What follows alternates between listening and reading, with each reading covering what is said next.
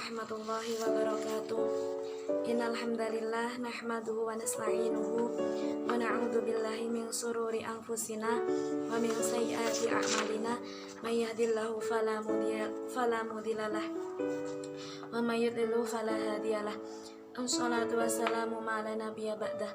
Yang pertama, marilah kita panjatkan rasa syukur kita kehadirat Allah Subhanahu wa taala karena pada hari ini kita masih diberikan nikmat, ya khususnya nikmat kesehatan.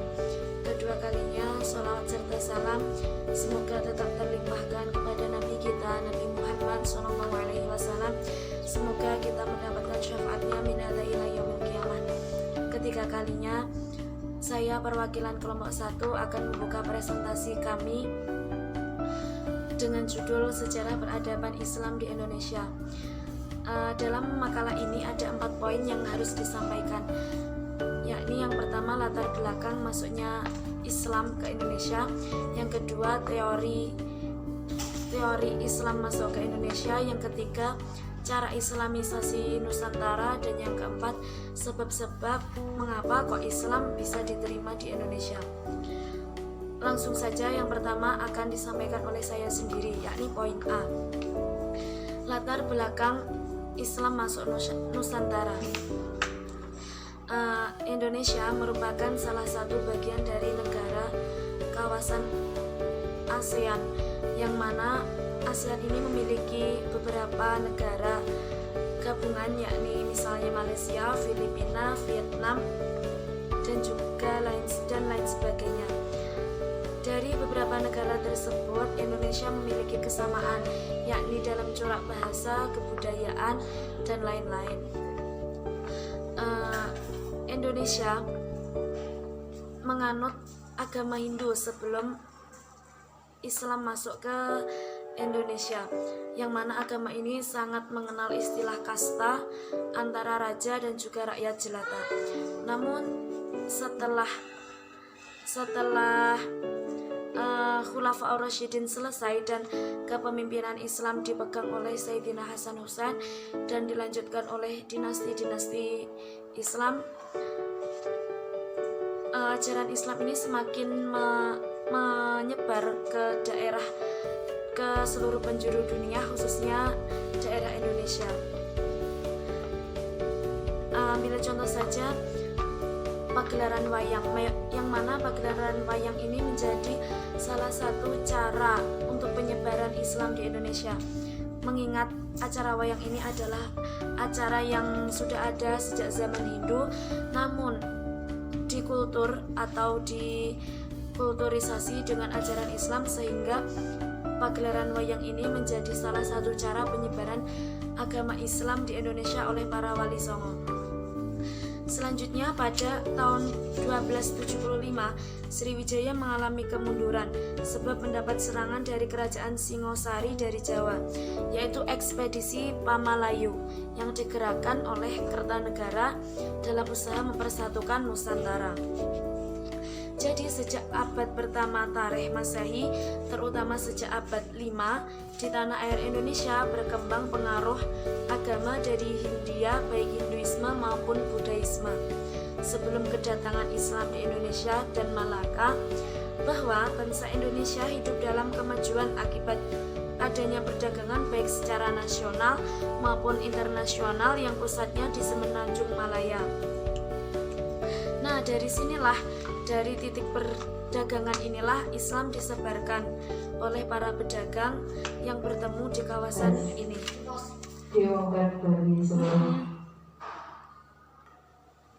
Selanjutnya poin B, teori Islam masuk ke Nusantara. Yang pertama, teori Gujarat. Mengapa dinamakan teori Gujarat? Karena teori ini berasal dari orang-orang India yang sering atau lebih dikenal dengan sebutan Gujarat dahulunya. Teori ini menolak bahwa Islam masuk ke teori ini bertolak dari pandangan yang menganggap bahwa Islam masuk ke Indonesia berasal dari Gujarat pada abad 13 Masehi dan pelakunya adalah pedagang India Muslim. Kemudian ada dugaan bahwa peletak dasar teori ini adalah biji apple dari Universitas Leiden. biji apel asal muasal Islam di Nusantara dengan wilayah Gujarat dan Malabar. Menurutnya, orang-orang Arab yang bermadzhab Syafi'i bermigrasi dan menetap di India. Kemudian orang-orang India membawa Islam ke Nusantara. Selanjutnya, teori tersebut dikembangkan oleh Snork dalam bukunya yang berjudul Arabi Led Indies Netherlands atau Review the Histories the Religious. Snork ini lebih menitik beratkan pandangannya ke Gujarat dengan alasan kurangnya fakta yang menjelaskan bahwa orang Arab yang membawa Islam ke wilayah Nusantara. Yang kedua, eratnya hubungan perdagangan antara India dan juga Nusantara sebelum adanya Islam. Yang ketiga, inskripsi yang tertuang tentang Islam yang terdapat di Sumatera memberikan hubungan antara Sumatera dan Gujarat. Selanjutnya, Van Loor dalam karyanya yang berjudul Indonesia Trade and Society menuliskan kegiatan dagang bangsa Arab atau Persia sejak abad keempat tampak seakan-akan merupakan ketentuan bahwa tidak membuat pelayaran lebih jauh dari bandar-bandar pelabuhan di belahan barat dan di belahan selatan di pesisir India. Dengan demikian, beliau berpendapat bahwa Islam masuk ke Indonesia bukan pada abad ke-13 Masehi, melainkan pada abad ke-7. Sedangkan abad ke-13 merupakan perkembangan Islam di wilayah Nusantara. Selanjutnya ada teori dari Moukute yang mengatakan Islam itu masuk ke wilayah Nusantara dengan ditemukannya kesamaan antara batu nisan Maulana Malik Ibrahim yang ada di Gresik, Jawa Timur. Namun pendapat ini atau dalil ini ditentang keras oleh seorang peneliti yang dikenal dengan Fatimi, yang mengaitkan seluruh batu nisan yang ada di Pasai termasuk Maulana Malik As-Saleh adalah keliru. Menurut penelitiannya, bentuk batu nisan Maulana Malik As-Saleh sangat berbeda dengan batu nisan yang ada di Gujarat pada saat itu. Selanjutnya, Fatimi menambahkan bahwa bentuk batu nisan tersebut mirip dengan batu nisan yang ada di Bengal. Oleh karenanya, seluruh batu nisan itu hampir berasal dari Bengal. Dengan kaitan data artefak ini, Fatimi mengkritik para ahli yang mengabaikan batu nisan Siti Fatimah yang tertanggal pada 475 yang ditemukan di Leran, Jawa Timur. Selanjutnya, teori kedua, yakni teori Makkah atau lebih erat disebut dengan teori Arab. Dalam hal ini, Hamka menolak pandangan bahwa Islam masuk ke Indonesia pada abad 13 yang berasal dari Gujarat. Ini sangat menolak keras. Selanjutnya, ia mengatakan bahwa Islam itu masuk ke Indonesia pada abad 7 Masehi atau pada abad pertama Hijriah. Hal tersebut telah dibuktikan setelah wafatnya Nabi Muhammad. Kepemimpinan Islam dipegang oleh para khalifah. Di bawah pimpinan khalifah Islam disebarkan lebih luas sampai pada abad pada abad ke-8 Masehi. Ajaran Islam menyebar ke seluruh wilayah Jawa Timur Tengah, Afrika Utara, dan Spanyol. Selanjutnya, pada masa dinasti Umayyah inilah agama Islam lebih menyebar ke wilayah Nusantara. Para pedagang Arab, hal ini juga diperjelas oleh Arnold. Para pedagang Arab juga menyebarkan Islam ketika mereka dominan dalam perdagangan Barat Timur sejak abad awal Hijriah atau abad 7 Masehi sampai 8 Masehi. Selanjutnya, teori Persia. Teori Persia ini lebih dikenal dengan teori Iran karena pada saat ini Persia lebih erat disebut dengan negara Iran. Dasar teori ini adalah persamaan budaya antara budaya Persia dan juga budaya Nusantara. Yang pertama yakni peringatan 10 Muharram. masyarakat Syiah Persia dan juga peringatan 10 Muharram daerah Sumatera yang mana kawasan Nusantara. Selanjutnya kesamaan ajaran Sufi Persia Al-Halaj dan juga kesamaan Sufi Indonesia Syekh Siti Jenar. Selanjutnya penggunaan istilah bahasa Iran dalam sistem mengeja huruf Arab untuk tanda bunyi harokat. Yang keempat, ditemukannya makam Maulana Malik Ibrahim pada tahun 1419 di Gresik. Dan yang terakhir, adanya perkampungan Leran di Gresik, Jawa Timur. Yang terakhir yakni teori Cina. Menurut teori Cina ini, proses kedatangan Islam di Indonesia, khususnya di tanah Jawa, berasal dari pedagang Cina. Mereka telah berhubungan dagang dengan penduduk Indonesia jauh sebelum Islam disebar di Indonesia. Berarti pada masa ini perdagangan antara pedagang Cina dan juga pedagang Nusantara sudah terjalin semenjak Nusantara masih menganut agama Hinduisme atau Buddhaisme. Menurut teori ini, yang membawa Islam ke Nusantara ini adalah para pedagang Cina. Khususnya pada masa dinasti Tang 618 sampai 960 telah terdapat sejumlah pemukiman Islam di Nusantara. Sebagai pembuktian teori ini, raja Islam pertama di Jawa yakni Raden Patah dari Bintoro Demak merupakan keturunan Cina, yang mana ibunya disebutkan berasal dari Champa, daerah Cina bagian selatan, sekarang termasuk Vietnam. Bukti lainnya adalah adanya masjid-masjid yang bernilai arsitektur Cina atau Tiongkok di berbagai tempat di Pulau Jawa. Pelabuhan penting seperti di Gresik misalnya, menurut catatan Cina, diduduki pertama kali oleh pelaut dan pedagang Cina. Itulah materi yang bisa saya sampaikan, poin A dan poin B. Selanjutnya akan disampaikan oleh teman saya, Roshida.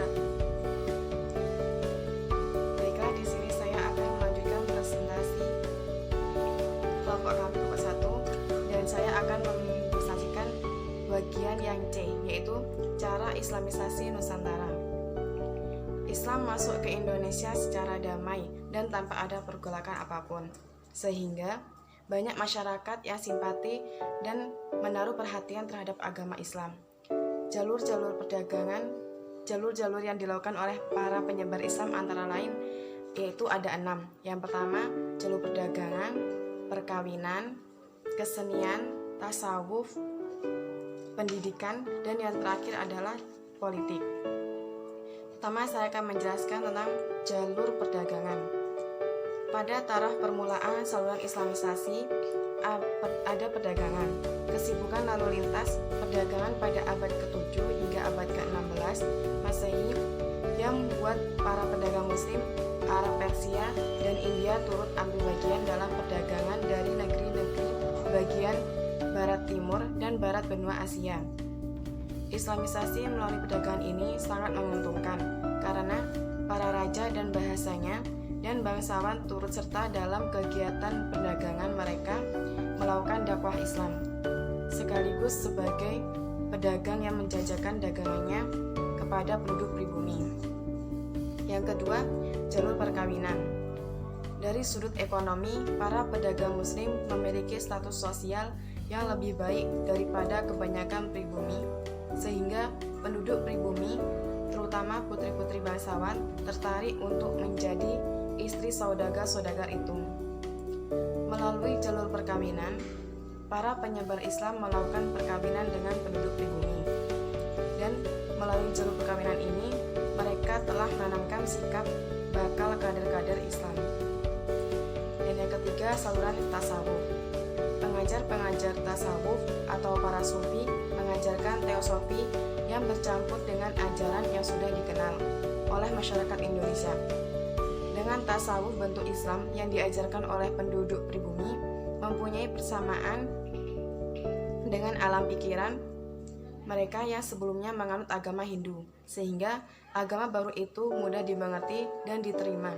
di antara ahli tasawuf yang memberikan ajaran yang mengandung persamaan dengan pikiran Indonesia pra-Islam itu, yaitu adalah Hamzah Fansuri di Aceh, Syah Lemah Abang, dan Sunan Panggung di Jawa. Ajaran mistik seperti ini masih berkembang di abad ke-19 Masehi dan sampai 20 ini.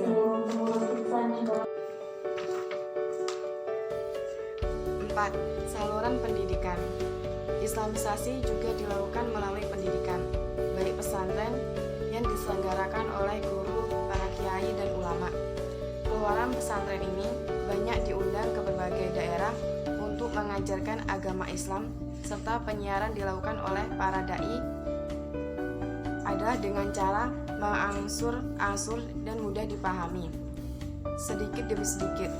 Bahkan, bila seseorang sudah mengucapkan 2 kalimat syahadat, sudah dianggap masuk Islam. Yang kelima, saluran kesenian.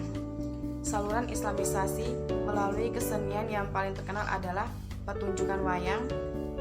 Kesenian-kesenian lain juga dijadikan alat islamisasi seperti sastra hikayat, babat, dan sebagainya. Seni bangunan dan seni ukuran. Dan yang terakhir adalah saluran politik. Pengaruh politik raja sangat membantu tersebarnya Islam di berbagai daerah demi kepentingan politik kerajaan-kerajaan Islam untuk menerangi kerajaan-kerajaan non-Islam. Kemenangan kerajaan Islam secara politis banyak menarik penduduk kerajaan bukan Islam itu untuk masuk agama Islam. Dan bagian dia akan dijelaskan oleh Naim Amir Rosyadi.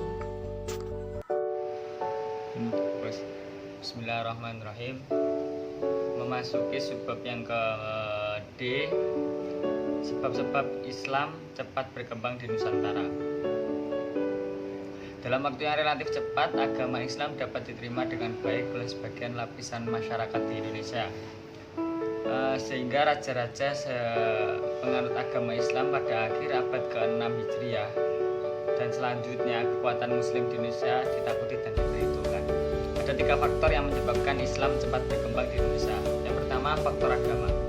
Faktor agama yaitu akidah Islam yang memerintahkan menjunjung tinggi kepribadian dan meningkatkan harkat dan martabatnya, menghapus kekuasaan kelas kerohanian seperti Brahmana dan kasta yang diajarkan. Yang kedua, faktor politik. Faktor politik yang diwarnai oleh pertarungan dalam negeri atau antara negara bagian dan antara penguasa Indonesia, serta di pertarungan negara bagian itu dengan pemerintah pusatnya yang beragama Hindu. Hal ini mendorong penguasa, bangsawan, dan para pejabat untuk menganut Islam. Yang ketiga, faktor ekonomi. Faktor ekonomi yang diperankan oleh para pedagang yang menggunakan jalan laut baik antar kepulauan Indonesia maupun melampaui perairan Indonesia ke Cina, India, dan Teluk Arab yang merupakan pendukung utamanya karena telah memberikan keuntungan yang tidak sedikit sekaligus mendatangkan biaya masuk yang besar bagi pelabuhan-pelabuhan yang disinggahinya, baik menyangkut barang-barang masuk maupun yang keluar. Sejak abad ke-5 di tanah air Indonesia berkembang pengaruh agama dari India, baik Hindu maupun Buddha. Sebelum kedatangan Islam di Indonesia dan Malaka, bahwa bangsa Indonesia hidup dalam kemajuan akibat adanya perdagangan baik secara nasional maupun internasional yang pusatnya di Semenanjung Malaya. Semua kapal dagang yang berlayar dari India ke Cina pulang pergi sehingga ke Bandara Sriwijaya. Ketika itu kehidupan masyarakat Indonesia maju. Namun akibat perperangan dan perebutan kekuasaan raja-raja di Indonesia, maka kenalah kekuasaannya terutama menjelang datangnya agama Islam.